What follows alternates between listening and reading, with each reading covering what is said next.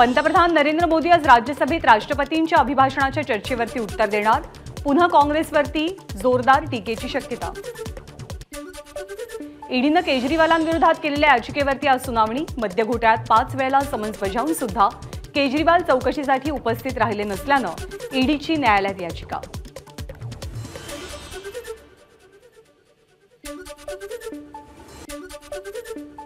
नवं सरकार स्थापन केल्यानंतर बिहारचे मुख्यमंत्री नितीश कुमार आज दिल्लीमध्ये पंतप्रधान मोदींना भेटणार।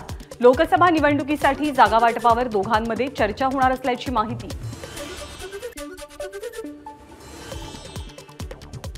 दक्षिणेकडच्या राज्यांना केंद्राकडून दिल्या जाणाऱ्या निधी वाटपाचा मुद्दा ऐरणीवर। निधी वाटपावरनं कर्नाटक काँग्रेसच्या वतीनं आज दिल्लीत आंदोलन, तर उद्या केरळमधील डाव्या आघाडीच्या वतीनं आंदोलन। या आंदोलनाला द्रमुकचे प्रमुख MK स्टॅलिन यांचा पाठिंबा। ज्ञानवापीच्या तळघरामध्ये पूजा सुरू केल्याप्रकरणी अलाहाबाद उच्च न्यायालयामध्ये कालची सुनावणी पूर्ण। आज सकाळी 10 वाजल्यापासून पुढे सुनावणी सुरू होईल। पेटीएम आणि त्यांचे प्रमुख कार्यकारी अधिकारी विजय वर्मा यांच्या विरोधात कोणतीही ईडी चौकशी सुरू नाही, पेटीएमचा दावा। मुंबई रेसकोर्सवरती मुंबईकरांसाठी आंतरराष्ट्रीय सेंट्रल पार्क बनवण्याचा सरकारचा मानस। कोस्टल रोडची रिक्लेम केलेली 200 एकर आणि रेसकोर्सची 120 एकर जमीन अशा 320 एकर जमिनीवरचं जागतिक दर्जाचं सेंट्रल पार्क विकसित होणार आहे, मुख्यमंत्र्यांची माहिती। महाविकास आघाडीमध्ये कोणत्या मुद्द्यांवरनं सहभागी व्हायचं याविषयी वंचितची आज रणनीती निश्चित होईल। प्रकाश आंबेडकरांनी बोलावली वंचित बहुजन आघाडीच्या महत्त्वाच्या नेत्यांची ऑनलाईन बैठक। काँग्रेसचे माजी आमदार बाबा सिद्दीकी 10 फेब्रुवारीला अजित पवार गटात प्रवेश करणार। सरकार आपल्या दारी कार्यक्रमात बाबा सिद्दीकी पक्षप्रवेश करतील। छगन भुजबळांकडून जातीय तेढ निर्माण करण्याचा प्रयत्न, भुजबळांचा बोलविता धनी कोण? मराठा संघाचे अध्यक्ष दिलीप जगताप यांचा सवाल।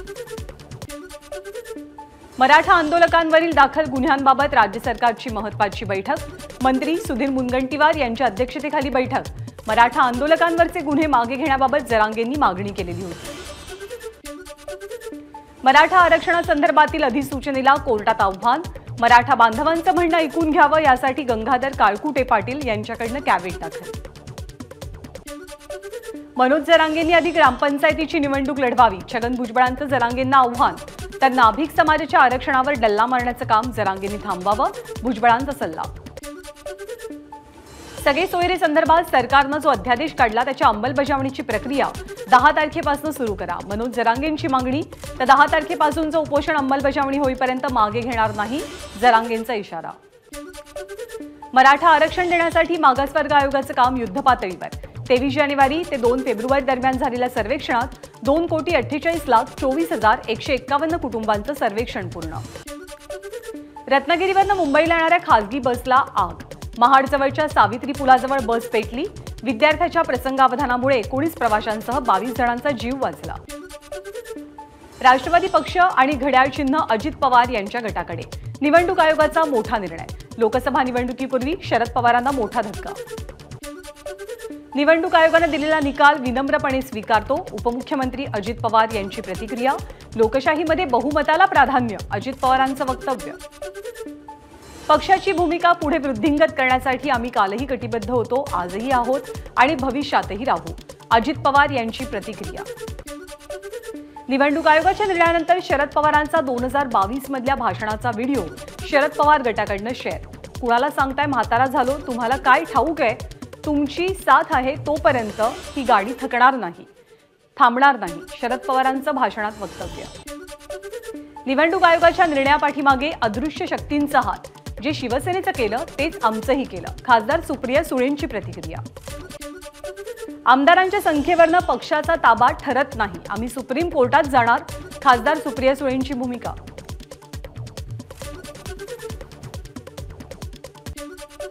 अजित पवार गटाला लोकशाहीप्रमाणे पक्ष आणि चिन्ह मिळालं, मुख्यमंत्री एकनाथ शिंदेंची प्रतिक्रिया। तर आम्हालाही निवडणूक आयोगानं मेरिटवरतीच पक्ष आणि चिन्ह बहाल केलं होतं, शिंदेंचं वक्तव्य। उपमुख्यमंत्री देवेंद्र फडणवीसांकडून अजित पवारांचं अभिनंदन। उपमुख्यमंत्री अजित पवार यांना राष्ट्रवादी काँग्रेस पक्ष तसंच घड्याळ चिन्ह म्हणून निवडणूक आयोगाची मान्यता मिळाली, असं ट्विट करत फडणवीसांकडून अभिनंदन। निवडणूक आयोगानं अजित पवारांच्या बाजूनं निर्णय दिल्यानंतर नितेश राणेंची एक्स माध्यमावरनं शरद पवारांवरती खोचक टीका, व्हिडिओ प्रसारित करत एकच बॉस देवेंद्र फडणवीस असा उल्लेख।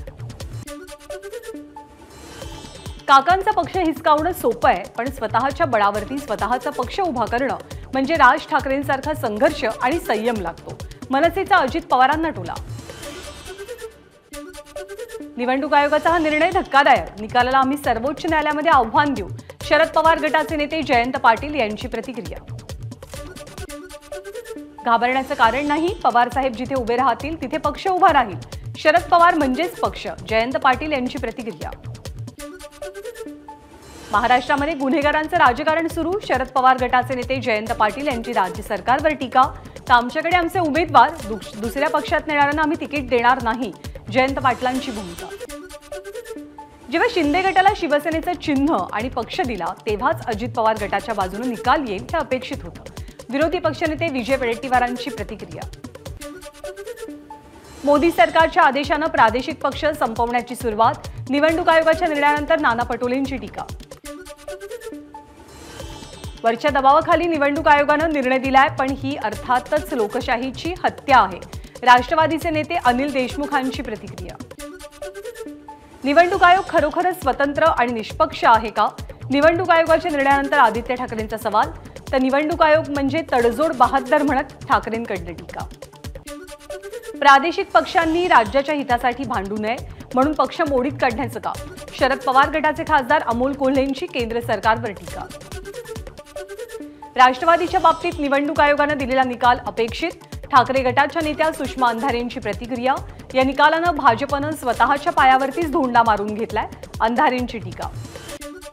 सत्तेचा गैरवापर करून पक्ष आणि चिन्ह जरी बळकावलेलं असलं तरी पक्षाचा बाप आमच्या सोबत आहे, आमदार रोहित पवारांचं वक्तव्य। निवडणूक आयोग कधीही बायस नसतो, निवडणूक आयोगाचा निर्णय सर्वांनी स्वीकारायला हवा, त्यामुळे अजितदादांचं अभिनंदन, भाजपचे नेते आणि प्रदेशाध्यक्ष चंद्रशेखर बावनकुळेंची प्रतिक्रिया। अजित पवारांकडे आमदार नसते तर निवडणूक आयोगाचा निर्णय वेगळा असता, मंत्री सुधीर मुनगंटीवारांची प्रतिक्रिया। तर पक्षामध्ये सातबारा नावावर नसतो, मुनगंटीवारांचा पवारांनाही टोला। घड्याळ आणि वेळ दोन्हीही दादांचीच, निवडणूक आयोगाच्या निकालातनं आमचा निर्णय योग्य होता हे नियतीनं सिद्ध केलं, धनंजय मुंडेंची प्रतिक्रिया। निवडणूक आयोगाचा हा निकाल अपेक्षित, मात्र हा शरद पवारांचा राजकीय गळा आवळण्याचा प्रयत्न, शरद पवार गटाचे आमदार जितेंद्र आव्हाडांची टीका। शरद पवार गटाकडे सुप्रीम कोर्टात जाण्याचा पर्याय, निवडणूक आयोगाला आज चिन्हाचाही पर्याय सांगण्याची शक्यता। निवडणूक आयोगाच्या निर्णयाविरोधात सुप्रीम कोर्टात दाद मागणार, शरद पवार गटाचे आमदार सुनील भुसारा यांची प्रतिक्रिया। देवगिरीवरच्या बैठकीत अजित पवारांकडनं सर्व नेत्यांचं आणि कार्यकर्त्यांचं अभिनंदन, या निर्णयानंतर जल्लोष करा आणि पक्ष संघटन आणि वाढीसाठी काम करा, अजित पवारांच्या सूचना।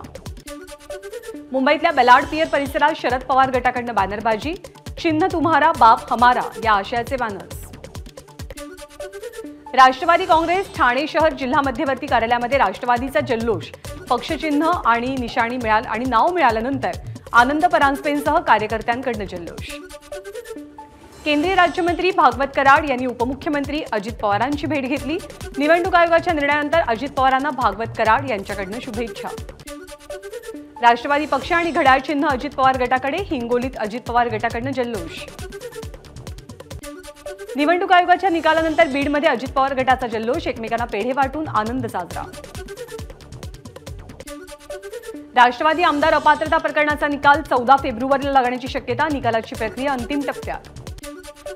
राज्यसभेसाठी महाविकास आघाडीनं दुसरा उमेदवार दिल्यास भाजपचा चौथा उमेदवार देणार, सूत्रांची माहिती, प्रत्येकानं कोट्यानुसार उमेदवार दिला तर राज्यसभेची निवडणूक बिनविरोध शक्य।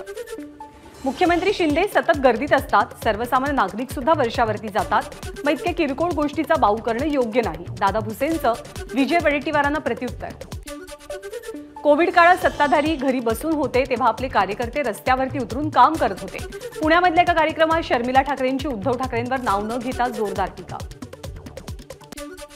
तुम्ही फक्त आम्ही केलेल्या कामांचं श्रेय लाटू शकता, तुमच्या विकासाची गॅरंटी मातोश्री 1 ते मातोश्री 2 या पलीकडे नाही हे जनतेला कळलेलं आहे, भाजपची उद्धव ठाकरेंवर टीका। कुठलाही व्यवसाय न करता उद्धव ठाकरेंनी 6 मजली घर कसं बांधलं, मंत्री उदय सामंत यांचा सवाल।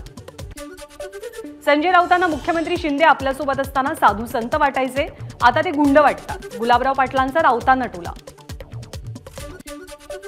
हे गुंडांचं आणि तडीपारांचं सरकार, तडीपार आणि गुंड फोटो छापत असतील तर हे नवीन नाही। काँग्रेसचे प्रदेशाध्यक्ष नाना पटोलेंची भाजपवर टीका।